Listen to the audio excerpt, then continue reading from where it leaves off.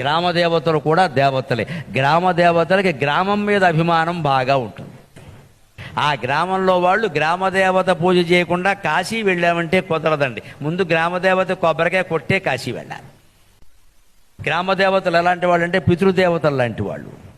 మనం పూజలు చేయకపోయినా నష్టం జరగదు, లాభం రాకపోవచ్చు. సత్యనారాయణ వ్రతం లాంటివి చేయకపోయినా నష్టం జరగదు, లాభం రాకపోవచ్చు. కానీ ఆబ్దికాలు పెట్టకపోతే కొంపలు అంటుకుపోతాయి. అన్ని వర్ణాల వాళ్ళు పెట్టవలసింది. ఎవరు పెట్టాల్సిన విధానం వారుకుంది. మంత్రప్రోక్తంగా పెట్టేవారు కొన్ని వర్గాల వారు ఉంటారు, వారిని పెట్టనేయండి. అందరూ అలాగే పెట్టక్కర్లేదు. అన్నం తినే ముందు రోజు ఒక ముద్ద ఇలా పిడిచి పట్టుకెళ్ళి గోడ మీద పెట్టి పోయిన తండ్రిని పోయిన తల్లిని తలుచుకుని నమస్కారం చేస్తే రోజు పితృదేవతలకు తర్పణం ఇచ్చినట్టే లెక్క. దానికి కులం అక్కర్లేదు, మతం అక్కర్లే, అందరూ చేయొచ్చు. ఆ మాత్రం చేయలేమా? ఈ అన్నం అమ్మా నాన్న వాళ్ళ కదా మనకు వచ్చింది. ఇంకో ఉపాయం కూడా చెబుతా, ఆడవాళ్ళు కూడా చేయొచ్చు, అభ్యంతరం ఎలా. అన్నం తిన్న తర్వాత కాళ్ళు కడుక్కోండి, ఖచ్చితంగా కడుక్కోండి. కడుక్కున్నప్పుడు మగవాళ్ళు కుడికాలి బొటన వేలు మీద, ఆడవాళ్ళు ఎడమకాలి బొటన వేళ్ళ మీద ఊరికే చిన్న మగ్గుతో నీళ్లు తీసుకుని అలా ధారగా పోసి పోయిన మీ తండ్రి గారిని కానీ తల్లి గారిని కానీ తలుచుకోండమ్మా, వారికి మీరు జలోదకాలు ఇచ్చినట్టే లెక్క, ప్రతిరోజు ఇచ్చినట్టే లెక్క. మా అన్నయ్య చేయట్లా, మా తమ్ముడు చేయట్లా, నువ్వు చేయరాదా? ఎవరొద్దన్నారు? మగాళ్ళే చెయ్యాలని ఏం లేదు, ఆడాళ్ళు చేసే విధానం ఉంది. ప్రతిదానికి ఒక శాస్త్రం ఉంది, ఒక పద్ధతి ఉంది. అన్నందన్నా కాళ్ళు కడుక్కుంటాం కదా, కడుక్కోండి. ఇంట్లోనే కదా అని మానద్దు. తినకముందు కడుక్కోవాలి, తిన్నాక చేతులు కాళ్ళు కడుక్కోవాలి. చేతులు అయితే మరీ ముఖ్యంగా. తిన్నాక కాళ్ళు కూడా కడుక్కోండి. పైగా పూర్వం కూర్చుని తినేవారు, కాళ్ళు పట్టేస్తాయి, కడుక్కోవాలి. రక్త ప్రసారం జరగాలంటే నీరు పోయాలి.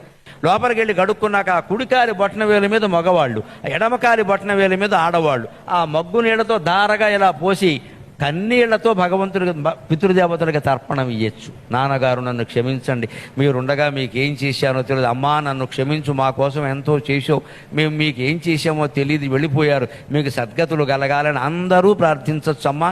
ఏమీ ఇబ్బంది లేదు. ఇందులో ఉపనిషత్తుల్లో చెప్పిన మాట ఆధారంగా నేను చెబుతున్నా, ఇందులో మొహమాటం ఎలా. అందరూ చేయండి, అన్ని కులాల వాళ్ళు చేయండి. హిందూ ధర్మం అంటే అంతే, అందరికీ సమాన ప్రాధాన్యం. కానీ పితృకార్యాలు మానకూడదు. బ్రాహ్మణులు మాత్రం, ఉపనయనమైన వాళ్ళు మాత్రం, ఉపనయనం ఉన్న వర్గాలు మాత్రం ఖచ్చితంగా మంత్రప్రోక్తంగా ఇద్దరు భోక్తల్ని పిలిచి భోజనం పెట్టి చేయవలసిందే. వాళ్ళు కాళ్ళ మీద నీళ్లు వేళ్ల మీద నీళ్ళు అంటే కూర్చునే చెల్తా, అది కుదరదు. ఎవరికి చెప్పింది వారికి.